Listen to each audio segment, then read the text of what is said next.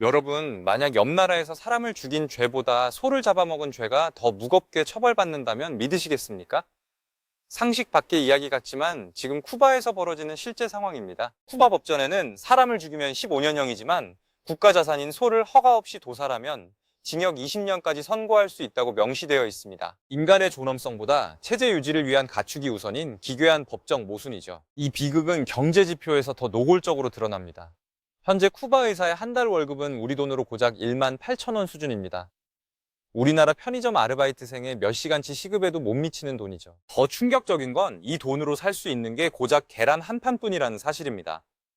한 달 내내 사람을 살리는 의사가 계란 30알을 얻기 위해 노동의 가치를 통째로 지불하고 있는 셈입니다. 한 달 월급으로 계란 한 판을 사면 남는 것은 텅 빈 지갑과 14시간의 어둠뿐입니다. 하지만 이보다 더 심각한 문제는 지금 이 순간에도 나라 전체의 불이 꺼져가고 있다는 사실입니다. 쿠바의 밤은 이제 낭만이 아닌 공포가 되었습니다. 국가 전력 시스템이 완전히 단절되면서 1,100만 명의 국민이 한꺼번에 암흑 속에 갇히는 초유의 사태가 발생했기 때문입니다. 현재 쿠바 전역은 하루 14시간에 달하는 살인적인 정전에 시달리고 있으며 이는 사실상 국가의 심장이 멈춘 것이나 다름없는 상태입니다. 전기가 들어오는 4시간 동안 모든 가사 노동과 생업을 끝내야 하는 그야말로 에너지 고립무원의 상태입니다. 원유가 안 들어가면 이게 악순환의 연속이에요. 발전기를 돌릴 기름이 없으니 전기가 끊기고 전기가 없으니 물 펌프가 멈춰 식수 공급마저 중단되는 국가 기능 마비 상태로 이어지는 겁니다. 단순한 정전이 아닙니다. 이것은 미국의 의도적인 에너지 봉쇄가 만들어낸 인재에 가깝습니다. 과연 무엇이 1,100만 명의 삶을 암흑 속으로 밀어넣은 걸까요? 에너지 봉쇄의 결과는 참혹했습니다. 현재 쿠바 국민의 89%가 빈곤선 아래로 추락했습니다. 10명 중 9명은 오늘 당장 끼니를 걱정해야 하는 극빈층이 되었다는 뜻입니다. 여기서 더 비극적인 건 사회 계급의 역전입니다. 수십 년간 공부한 전문직 의사들이 가운을 벗고 암시장에서 식재료를 파는 앞치마를 두르고 있습니다. 의사 가운보다 앞치마가 더 비싼 나라가 된 것이죠. 노동의 가치가 사라진 거리에서 쿠바의 혁명은 이제 식탁 위에서 처절하게 무너지고 있습니다. 정직하게 일하는 의사보다 암시장 상인이 더 대우받는 사회, 여기서 사람들은 탈출을 선택하기 시작합니다. 쿠바의 침몰이 우리에게 주는 경고, 놓치지 않으려면 구독하고 끝까지 지켜보세요. 2021년부터 2025년까지 불과 5년 만에 쿠바를 탈출한 인구는 270만 명에 달합니다. 이는 전체 인구의 25%가 조국을 버렸다는 뜻으로 국가의 근간이 뿌리째 뽑히고 있는 엑소더스입니다. 더 심각한 사실은 탈출 인구의 77%가 15세에서 59세 사이의 생산 가능 인구라는 점입니다. 나라를 이끌어갈 청년과 일꾼들이 사라진 쿠바는 이제 완전히 고립된 지옥으로 변하고 있습니다. 왜 전체 인구의 25%가 목숨을 걸고 바다를 건너는 걸까요? 그 배후에는 트럼프의 냉혹한 계산과 60년 넘게 이어진 미국의 법적 압박이 깔려 있습니다. 그런데 여러분, 이 모든 고통이 단순히 쿠바 내부의 실책 때문일까요? 도널드 트럼프는 쿠바의 위기를 보며 소름 돋는 표현을 사용했습니다. 바로 친화적인 접수입니다. 트럼프는 쿠바가 이제 끝에 와 있다고 공언합니다. 돈도 없고 석유도 없으니 미국이 영광스럽게 이 섬을 접수할 준비가 되었다는 독설을 내뱉으며 정권 교체를 압박하고 있습니다. 미국은 쿠바 대통령의 퇴진을 협상의 선결 조건으로 내걸며 숨통을 조이고 있습니다. 하지만 그들이 노리는 진짜 이권은 단순한 정권 교체 그 이상 100년 전부터 이어져 온 자본의 복수입니다. 미국과 쿠바 사이의 긴장이 최고조로 치닫는 가운데 쿠바를 지탱하던 마지막 마지노선이 무너졌습니다. 바로 우방국 베네수엘라의 몰락입니다. 미국의 관세 위협에 굴복한 멕시코가 원유 공급을 중단했고 베네수엘라의 마두로 정권마저 흔들리며 쿠바행 석유는 완전히 끊겼습니다. 마지막 생명줄이었던 베네수엘라 원유가 사라지자 쿠바의 식탁은 순식간에 비어버렸습니다. 2026년의 쿠바는 1991년 소련 붕괴 직후의 특별 시기보다 더 고통스럽습니다. 암시장에서 거래되는 식재료 가격은 일반 노동자 월급의 수십 배를 초과해버렸습니다. 14시간 동안 냉장고가 꺼지면 기껏 구한 고기가 썩어 나갑니다. 식료품 폐기율이 40%를 넘어서는 이 비극적인 상황은 쿠바인들에게 굶주림이라는 일상적 공포를 안겨주었습니다. 하지만 쿠바가 처음부터 이런 암흑의 섬이었던 것은 아닙니다. 한때는 중남미에서 가장 화려했고 미국인들이 가장 사랑했던 카리브해의 진주였던 시절이 있었죠. 놀랍게도 1950년대 쿠바는 중남미 3대 부유국 중 하나였습니다. 당시 TV와 자동차, 전화기 보급률이 중남미 최상위권이었을 정도로 풍요로움을 구가하던 나라였죠. 쿠바가 어떤 나라길래 정말로 트럼프가 눈에 가시처럼 생각하며 이토록 처절하게 응징하는 걸까요? 1950년대의 번영은 왜 독재와 혁명, 그리고 60년의 봉쇄로 이어졌을까요? 무엇이 이 모든 풍요를 앗아가고 1100만 명을 암흑 속에 가두었을까요? 이제 우리는 그 비극의 시작점, 화려했던 쿠바의 뒷골목으로 시간을 돌려보려 합니다. 1950년대 쿠바는 TV와 자동차 보급률이 중남미 최상위권이었을 정도로 풍요로웠습니다. 하지만 이 풍요의 뿌리는 지극히 기형적이었습니다. 수백 년 전 스페인 식민지 시절부터 시작된 사탕수수 농장의 잔혹한 노동 착취가 그 기반이었기 때문입니다. 지정학적 위치도 묘했습니다. 쿠바는 미국 플로리다에서 고작 150km 떨어져 있습니다. 가깝다 보니 스페인 치아에서도 생필품을 미국에서 사오는 게 훨씬 저렴할 정도였죠. 자연스럽게 쿠바는 미국의 경제적 영향력 아래 놓이게 됩니다. 1898년 메이노 폭파 사건을 빌미로 미국이 스페인을 몰아내자 쿠바의 주인은 순식간에 미국 자본으로 바뀌었습니다. 여기 우리 식민지라고 라며 비웃던 스페인의 기세는 꺾이고 쿠바는 거대한 술집이자 카지노로 변질됩니다. 여러분, 지금 우리가 즐기는 해외 호화 리조트 단지를 떠올려 보세요. 겉은 화려하지만 그 땅의 주인들이 정작 헐값의 임금을 받으며 서빙만 하고 있다면 어떨까요? 당시 쿠바가 딱 그랬습니다. 1920년부터 1933년까지 유입된 마피아 자본은 아바나를 호텔과 리조트로 뒤덮었지만 그 이면에는 현지인들의 피눈물 섞인 노동 착취가 소용돌이치고 있었습니다. 부패의 정점은 바티스타 정권이었습니다. 1952년 쿠데타로 집권한 바티스타는 마피아와 결탁해 국가의 부를 나눠 가졌습니다. 국민의 삶은 안중에도 없었죠. 이때 혜성처럼 등장한 인물이 바로 젊은 변호사 피델 카스트로였습니다. 그는 멕시코로 망명해 운명적인 파트너를 만납니다. 아르헨티나 출신 의사 체 게바라였죠. 두 사람은 멕시코의 척박한 땅에서 쿠바 혁명을 위한 지옥 훈련을 견뎌냅니다. 목표는 단 하나, 부패한 독재 정권의 타도였습니다. 1956년 이들은 고작 82명의 혁명군을 이끌고 낡은 통통배 그란마호에 몸을 싣습니다. 멕시코에서 쿠바까지 이어지는 2000km에 가까운 험난한 바닷길을 7일 밤낮을 달려 건너온 것이죠. 상륙 직후 정부군의 공격으로 대부분의 동료를 잃었지만 말입니다. 하지만 카스트로는 포기하지 않았습니다. 너희들이 나를 재판하지만 역사가 나의 무죄를 증명할 것이다. 카스트로의 이 외침은 억눌린 민중들의 가슴에 불을 지폈습니다. 결국 1959년 82명으로 시작된 무모한 도전은 독재자 바티스타를 몰아내는 기적 같은 성공을 거두며 세상을 깜짝 놀라게 했습니다. 혁명 성공 직후 흥미로운 사진 한 장이 공개됩니다.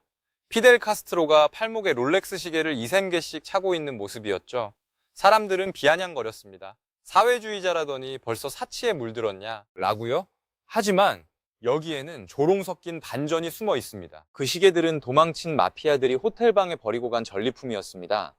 카스트로는 이를 보란듯이 차고 다니며 우리가 너희 자본의 상징을 정복했다는 메시지를 던진 겁니다. 동시에 아바나와 모스크바의 시간을 동시에 확인해야 했던 실무적인 이유도 있었죠. 체 게바라 역시 롤렉스를 애용했습니다.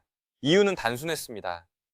게릴라전이라는 극한 상황에서 고장나지 않고 방수까지 되는 시계는 롤렉스가 유일했기 때문입니다. 그들에게 시계는 사치품이 아니라 생존을 위한 정밀 장비였습니다. 이들의 행보는 거침없었습니다. 카스트로는 올림픽에서 암살 살아남는 종목이 있으면 내가 금메달이라며 미국의 위협을 비웃었고 곧이어 마피아와 미국 기업의 자산을 전격 국유화하며 미국 본토를 향해 날카로운 칼날을 겨누기 시작했습니다. 미국은 쿠바가 이토록 기어오를 줄 몰랐을 겁니다.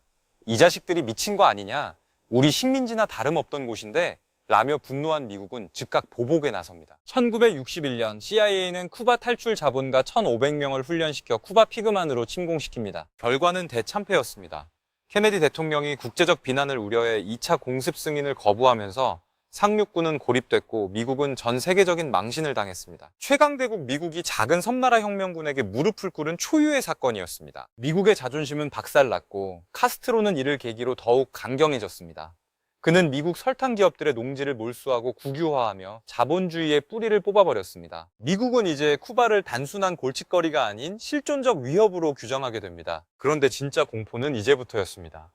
미국의 침공 실패는 쿠바를 더 극단적인 선택으로 몰아넣었습니다. 자신들을 지켜줄 유일한 방패로 소련의 핵무기를 아바나 앞마당에 들여놓기로 결심한 것입니다. 1962년 전 세계는 숨을 멈췄습니다. 소련이 쿠바에 100기 이상의 핵미사일과 수십 개의 핵탄두를 비밀리에 배치했다는 사실이 밝혀졌기 때문입니다. 미국 플로리다에서 고작 150km, 핵미사일이 발사되면 워싱턴 DC까지 도달하는데 몇 분도 걸리지 않는 거리였습니다. 일촉즉발의 상황에서 인류를 구한 건 소련 정보 장교 올레크 펜코프스키였습니다. 그는 소련의 핵 능력이 과장되었다는 기밀을 미국에 흘려 케네디가 강경하게 대응할 수 있는 근거를 마련해 주었습니다. 하지만 진짜 영웅은 따로 있었습니다. 핵잠수함 부함장 바실리 아르이포프입니다. 미 해군의 폭래 공격에 흥분한 함장이 핵미사일 발사 버튼을 누르려 할 때 그는 끝까지 반대하며 불복했습니다. 그의 결단이 없었다면 지금의 인류는 존재하지 않았을지도 모릅니다. 결국 소련은 미사일을 철수했고 미국은 쿠바를 침공하지 않겠다는 약속을 합니다. 핵전쟁의 문턱에서 살아남은 쿠바는 이제 강대국들 사이에서 생존을 위한 위태로운 줄타기를 시작하며 수십 년의 고립된 길을 걷게 됩니다. 미사일 위기 이후 CIA의 목표는 단 하나였습니다. 바로 카스트로의 제거입니다. 폭발하는 시가 독이 든 잠수복, 심지어 연설 중에 수염을 빠지게 하는 약물까지 동원되었습니다. 공식적으로 집계된 암살 시도만 무려 638번입니다. 카스트로는 이 모든 위협을 비웃듯 49년이라는 전 세계 최장기 독재 기록을 세웠습니다. 그동안 미국 대통령은 10명이나 바뀌었죠. 그는 미국의 압박을 체제 결집의 도구로 활용하며 자신의 권력을 더욱 공고히 다졌습니다. 하지만 국민의 삶은 정체되었습니다. 독재는 길어졌고 자립경제를 구축하는 대신 소련이 제공하는 연간 수십억 달러의 보조금에 의존하기 시작했습니다. 쿠바 경제는 소련이라는 거대한 후원자가 주입하는 달콤한 마약에 중독되어 가고 있었습니다. 1991년 영원할 것 같던 소련이 무너졌습니다.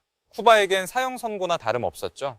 GDP의 35%가 증발했고 수입의 80%를 차지하던 소련과의 무역이 끊겼습니다. 쿠바 정부는 이를 특별식이라고 명명하며 전국민적인 인내를 강요했습니다. 말이 좋아 특별식이지 실제로는 지옥이었습니다. 전기가 끊겨 도시 전체가 암흑에 잠겼고 연료가 없어 트랙터 대신 소가 밭을 갈았습니다. 먹을 게 없어 길거리에 고양이가 사라지고 사람들이 영양실조로 시력을 잃는 비극이 속출했습니다. 후원자가 사라지면 멈추는 경제, 그것이 보조금에 의존했던 쿠바의 민낯이었습니다. 60년 넘게 이어진 미국의 봉쇄는 이 틈을 타 더욱 조여왔고 쿠바인들은 이제 이념이 아닌 생존을 위해 처절한 굶주림과 싸워야만 했습니다. 경제 위기를 타개하기 위해 정부가 꺼내든 카드는 더욱 치명적이었습니다. 2021년 단행된 화폐 통합 정책은 재앙 그 자체였습니다. 이 과정에서 국민들이 평생 땀 흘려 모은 저축액의 80%가 하룻밤 사이에 공중으로 증발해버렸습니다. 평생 국가를 믿고 일해온 노인들의 심정은 어땠을까요? 버틸 수 있을지 모르겠다는 탄식이 거리 곳곳에서 터져나왔습니다. 정부가 정한 공식 환율은 1달러당 24페소였지만 2026년 3월 현재 암시장 환율은 1달러당 450페소까지 치솟으며 화폐 가치는 쓰레기 수준이 되었습니다. 국가가 국민의 돈을 사실상 강탈한 순간 체제에 대한 마지막 신뢰마저 무너졌습니다. 이제 쿠바에 남은 것은 굶주린 민심을 억누르는 법적인 압박과 이 틈을 노려 쿠바를 통째로 집어삼키려는 미국의 거대한 자본 권력뿐이었습니다. 하지만 진짜 지옥은 이제 시작입니다. 쿠바의 숨통을 조이는 건 군대의 총칼이 아니라 미국의 법전에 적힌 단 몇 줄의 문장이기 때문입니다. 바로 1996년 제정된 헬름스버튼법입니다. 이 법은 과거 쿠바 혁명 당시 몰수된 자산을 사용하는 외국 기업을 상대로 미국 법원에서 소송을 걸 수 있게 합니다. 잠재적인 소송 건수만 무려 20만 건, 원고는 6천여 개에 달하는 거대한 법적 지뢰밭이죠. 실제로 한 미국 크루즈 선사는 아바나 항구를 사용했다는 이유로 1심에서 1억 달러, 우리 돈 약 1,500억 원에 달하는 기록적인 배상 판결을 받았습니다. 트럼프 대통령이 무엇을 노리는지 이해하려면 정의가 아닌 이 이권의 논리를 봐야 합니다. 여러분이 경매로 산 아파트에 60년 전 집주인이 나타나 현재 시세로 보상금을 내놓으라고 소송을 거는 상황을 상상해 보세요. 쿠바에 투자하려는 전 세계 자본이 이 법 하나 때문에 공포에 질려 도망치고 있는 겁니다. 과거 몰수한 자산을 되찾겠다는 미국의 집요한 법적 공세는 해외 투자를 원천 봉쇄하며 쿠바 경제의 마지막 산소호흡기까지 떼어버리고 있습니다. 미국은 이제 법을 넘어 물리적인 에너지 차단에 나섰습니다. 트럼프 행정부가 부활시킨 몬로 독트린은 중남미를 다시 미국의 뒷마당으로 규정하고 쿠바의 에너지 젖줄을 완전히 끊어버렸습니다. 에너지 고립무원, 이보다 더 정확한 표현은 없습니다. 쿠바는 전적으로 베네수엘라의 원유에 의존해 왔지만 미국의 압박으로 파이프가 잠겼습니다. 멕시코의 국영 석유회사 페맥스조차 미국의 눈치를 보며 원유 선적 계획을 전격 취소했죠. 원유가 끊기면 모든 것이 멈춥니다. 2026년 초 기준 아바나 가구당 월 평균 정전 시간은 하루 14시간에 달합니다. 전기가 없으니 냉장고 속 식료품의 40%가 썩어나가는 비극이 일상화되었습니다. 전문가들은 베네수엘라의 지원이 완전히 중단될 경우 쿠바의 인프라가 단 한 달도 버티지 못하고 붕괴할 것이라 경고합니다. 미국은 주변국들까지 압박해 쿠바에 들어가는 단 한 방울의 기름까지 철저히 차단하고 있습니다. 역설적이게도 미국과의 관계가 잠시 개선되었을 때 쿠바의 엑소더스는 폭발했습니다. 2015년 한 해에만 미국으로 입국한 쿠바 난민은 2만 7천여 명으로 전년 대비 78%나 급증했습니다. 당시 코스타리카의 학교와 교회에는 오도 가도 못하는 쿠바인 3천여 명이 임시 수용되기도 했죠. 인류 외적 통로가 열릴 것이라는 기대는 곧 공포로 변했습니다. 국교가 정상화되면 쿠바인에게만 주어지던 미국의 특별 영주권 혜택이 사라질지 모른다는 불안감이 수만 명을 바다로 내몰았기 때문입니다. 지금도 코스타리카의 학교와 교회에는 오도 가도 못하는 쿠바인 3천여 명이 임시 수용되어 있습니다. 문이 조금 열리자 사람들은 새로운 희망을 본 것이 아니라 이 지옥에서 탈출할 마지막 기회를 본 것입니다. 경제 붕괴는 쿠바의 사회적 자존심마저 짓밟았습니다. 국가의 엘리트였던 의사들의 월급은 약 4,800페소, 미화로 고작 13.7달러에 불과합니다. 계란 한 판 가격이 3,500페소이니 한 달 내내 사람을 살려도 계란 한 판 사면 끝입니다. 결과는 참혹합니다. 최근 몇 년간 42만 명에 달하는 국민들이 조국을 버리고 탈출했습니다. 이 중에는 수많은 의료진도 포함되어 있으며 남겨진 의사들은 생존을 위해 수술 도구 대신 앞치마를 두릅니다. 관광객에게 빵을 팔아받는 팁이 의사 월급의 몇 배이기 때문입니다. 의사 면허증을 서랍 깊숙이 넣고 관광객에게 빵을 파는 한 청년은 말합니다. 혁명은 우리에게 교육을 주었지만 시장은 우리에게 굶주림을 주었다고요. 의사 가운보다 앞치마가 더 비싼 나라? 쿠바의 혁명은 이제 식탁 위에서 처참히 무너지고 있습니다. 전통적인 엘리트층이 몰락하며 국가 시스템의 근간이 사라지는 사이 쿠바의 새로운 세대는 국가가 아닌 전혀 다른 길에서 돌파구를 찾기 시작했습니다. 놀랍게도 암흑 속에서도 기술은 꿈틀댑니다. 2026년 초 쿠바 청년들의 가상자산 사용률은 전년 대비 48%나 폭증했습니다. 미국의 금융 제재를 피해 대금을 결제할 유일한 수단이 비트코인이기 때문입니다. 민간 수입업자의 결제 80%가 가상자산으로 이뤄집니다. 카스트로의 초상화 아래서 청년들은 아이폰으로 비트코인을 송금하며 내일의 생존을 거래합니다. 이미 12,000개가 넘는 민간 중소기업이 생겨났는데 놀랍게도 이들 중 65% 이상을 20대와 30대 청년들이 운영하며 국영기업보다 15배 높은 임금을 지급하고 있습니다. 이것은 이념의 승리가 아니라 디지털 생존 전략입니다. 국가의 통제를 벗어난 청년들의 이 생존형 방임은 쿠바 체제의 마지막 변화를 예고하는 가장 강력한 신호탄입니다. 트럼프의 시선은 명확합니다. 그는 쿠바를 무너뜨려 없애려는 것이 아니라 미국의 이익에 철저히 복종하는 우호적 인수 대상으로 보고 있습니다. 쿠바를 접수하는 영광을 누리게 될 것이라는 그의 말은 단순한 허풍이 아닙니다. 완전한 정권 교체보다는 굶주림에 지친 정권이 스스로 백기를 들고 미국의 자본 아래로 들어오게 만드는 실리적 외교입니다. 베네수엘라의 마두로를 압박해 성공했던 모델을 쿠바에 더 잔혹하게 적용하고 있는 것이죠. 미국은 이제 쿠바를 다시 우호적 인수의 대상으로 바라보며 66년간 이어진 카리브해의 붉은 섬을 거대한 자본의 영토로 편입시킬 준비를 마쳤습니다. 과연 이 혁명의 끝에는 무엇이 기다리고 있을까요? 1898년 메이노 폭파 사건으로 미국이 쿠바에 발을 들인 지 이제 128년이 흘렀습니다. 한때 800만 톤에 달하던 설탕 생산량이 현재는 20만 톤 수준까지 급감하면서 쿠바의 주력 산업은 사실상 붕괴된 상태입니다. 쿠바의 주력 산업은 형체도 없이 사라졌습니다. 미국과 쿠바 사이의 긴장이 최고조로 치닫는 가운데 쿠바를 지탱하던 마지막 마지노선인 이념은 이제 식량과 에너지 앞에서 무력해졌습니다. 66년을 이어온 혁명의 역사가 막을 내리게 될지 전 세계가 숨을 죽이고 지켜보고 있습니다. 쿠바는 이제 내부 폭발이냐 외부 자본에 의한 흡수냐는 잔혹한 갈림길에 서 있습니다. 어떤 선택을 하든 그 대가는 오롯이 살아남은 국민들의 몫으로 남게 될 것입니다. 카리브해의 진주라 불리던 쿠바가 왜 인구 25%가 탈출하는 암흑의 섬이 되었는지 우리는 그 처절한 과정을 목격했습니다. 638번의 암살 시도를 견뎌낸 카스트로도 결국 시장의 원리와 에너지 봉쇄 앞에서는 무릎을 꿇었습니다. 쿠바의 비극은 우리에게 경고합니다. 국가가 시장의 원리를 무시하고 보조금과 이념에만 매몰될 때 그 끝은 찬란한 혁명이 아니라 전 국민의 빈곤이라는 사실을 말이죠. 자본의 역습은 우리가 생각하는 것보다 훨씬 냉혹하고 치밀합니다. 생존을 위해 의사 면허를 버리고 비트코인을 공부해야 하는 쿠바 청년들의 현실은 결코 남의 나라 이야기가 아닐 수 있습니다. 경제적 자립 없는 주권은 사상 누각에 불과하다는 것. 이것이 몰락한 쿠바가 한국 경제에 던지는 가장 뼈아픈 교훈입니다. 여러분의 생각은 어떠십니까? 쿠바의 몰락을 보며 우리가 지금 당장 점검해야 할 경제적 방어선은 무엇일까요? 오늘 분석이 유익했다면 구독과 좋아요로 함께 해주시기 바랍니다. 냉철한 분석으로 다시 돌아오겠습니다.